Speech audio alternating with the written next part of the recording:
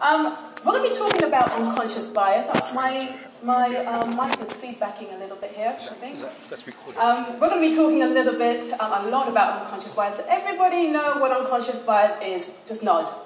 Yeah? Yeah. Who doesn't know? Do that. No? Okay. So, just to do some housekeeping, we have got toilets that go down on this corridor here to the left. So we have disabled male and female. If you hear the fire alarm, we're not expecting any tests. Just put your hands up like this, everybody. Put your hands up like this. Scream, ah! And follow me, because I'll be going that way, okay?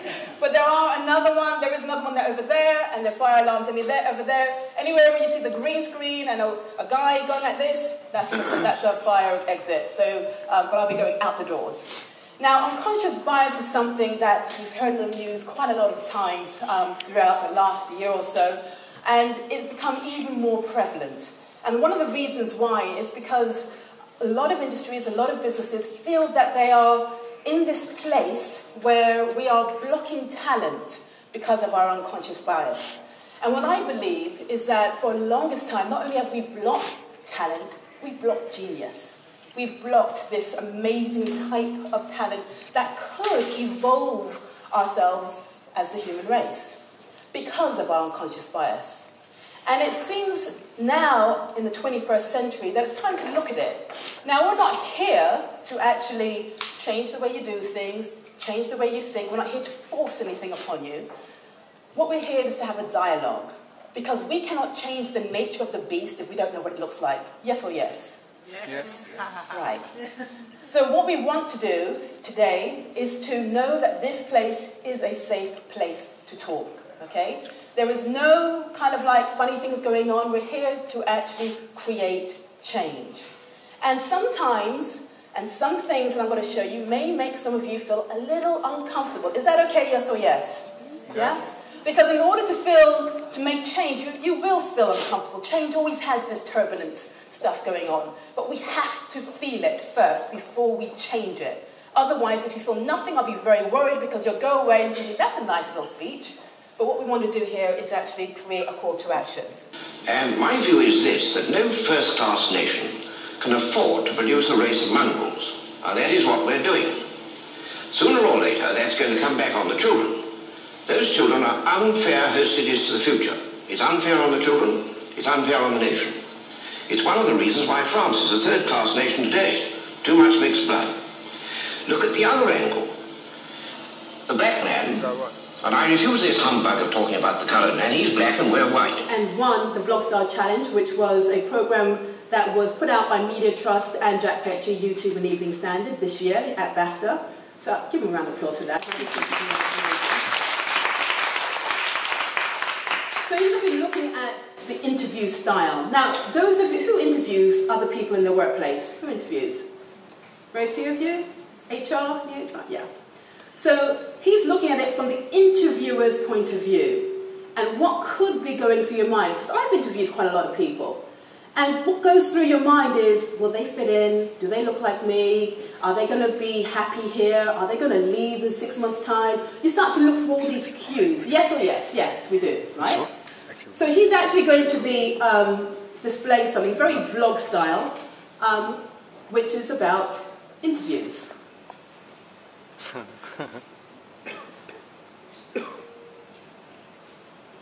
Why should I hire you when you don't even look like you can tie a shoe? You're rather large. I'm glad I'm not putting you in charge. You look at me, I ain't got any arms. I look at you ain't got any charms. Our jobs you take, with papers fake, hiring you would be a big mistake. Why should I hire you?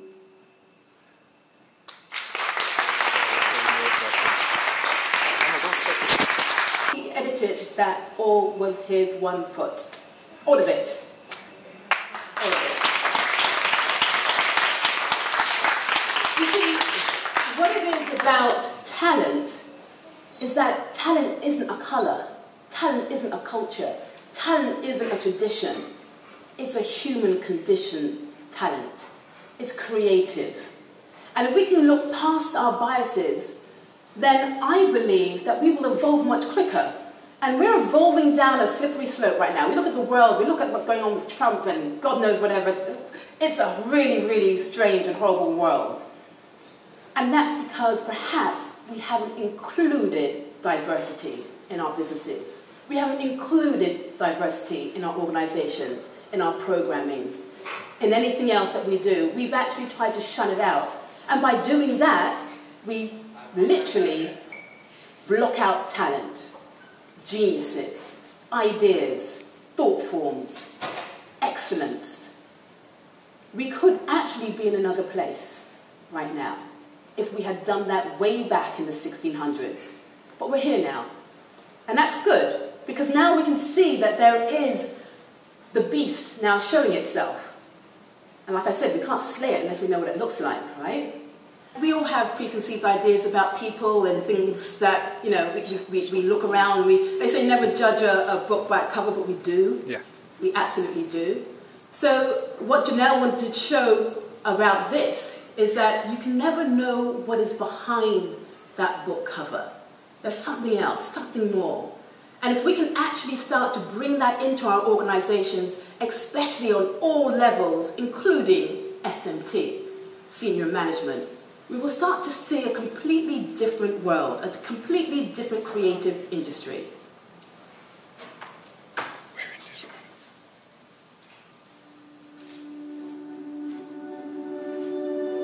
Let's play a game. Guess who these people are? What do they do? How did you get on? Most people would have made snap judgments based on first impressions, past experiences, and the media. This is another name for unconscious bias, which we usually take as the truth. Or is it?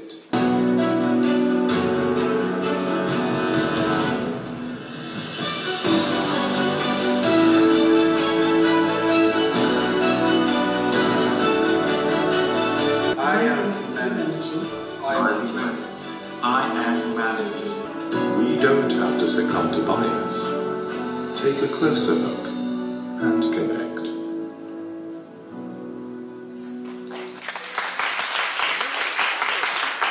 I love that video. Yeah. People like people who are like themselves. And when they see that and feel comfortable, it looks like they're seeing a mirror image of themselves. It doesn't matter which culture, which color, which tradition, wherever you're coming from. Everyone can create a like-on-like with anybody in this world because we're so powerful, because we can do this, because we're human beings. And so therefore, when we do it, we open up the channels of creativity. We open up the channels of genius, of new thought forms, of new ways of thinking that can be added to your organization, to your department, to the world, in fact. So, understanding how we actually recognize talent is by building a rapport, and after we build that rapport, we actually start to talk to people in that rapport state. If we don't do anything, then we only have ourselves to blame because we knew we could do something. And it takes that one idea that actually can come together with other ideas to create a greater idea that we never even thought of, not even now, can actually think of. But it takes the brave to do that, the pioneers to do that, the creative industry to do that, and we are all in that right now. I'd like to say thank you to the creators, Isaac Harvey, Janelle Yeo, Tanya Ninwa, and Fabienne Malkinson. Please give them a round of applause.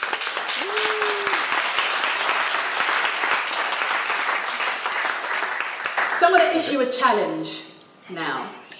And I think that this challenge is something that we can all take to our organizations. I know that we've got Sky here, we've got the Beep here, we've got Viacom obviously is here. We've got a whole lot of different types of industry here in the media field. And I think that we can all start that dialogue about how we actually transmit information to each other without even saying words. Yes, imagery is really important, but so is our fields of energy. So here's the challenge. Do you have what it takes to change a paradigm of thought? Because it took just that one idea back in the 1600s to justify slavery. It was an idea that said that a group of people were that type of people and they were there to serve another type of people. And it was just an idea. There was no truth to it whatsoever. And we know that now through research, through science. We know that what they thought was not the truth. It was an idea. We know right now that the ideas that we have could actually change a paradigm. And not only can it change a paradigm, it can actually change who we are. And as we change who we are, we start to evolve. And if we do not start to evolve now, then when? Then when? We can all sit tomorrow in our desks and start to think about the things that we usually always do. But how about you think about something different? How about we actually create something different? Even thinking something different will go into an unconscious memory that will reverberate for generations to come. Because the more we actually create a movement about changing the ideas from which we live right now, the quicker we can all get comfortable. When we get comfortable, we start generating ideas which I cannot stop like right now. How powerful is that? Very powerful. So, my name is Naomi Sesay from Cultural Blue. You've just seen a little bit of the unseen. May the universe hold you softly in the palm of its hands and keep you safe for all times.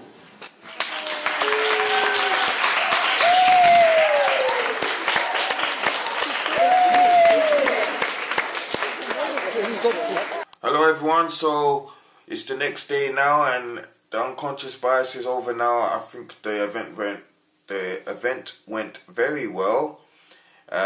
Naomi's business of Cultural Blue, I think, is going to bloom from this. And yeah, I think it was a good event. Everyone made good videos, we had good networking, and I hope she does good in the future.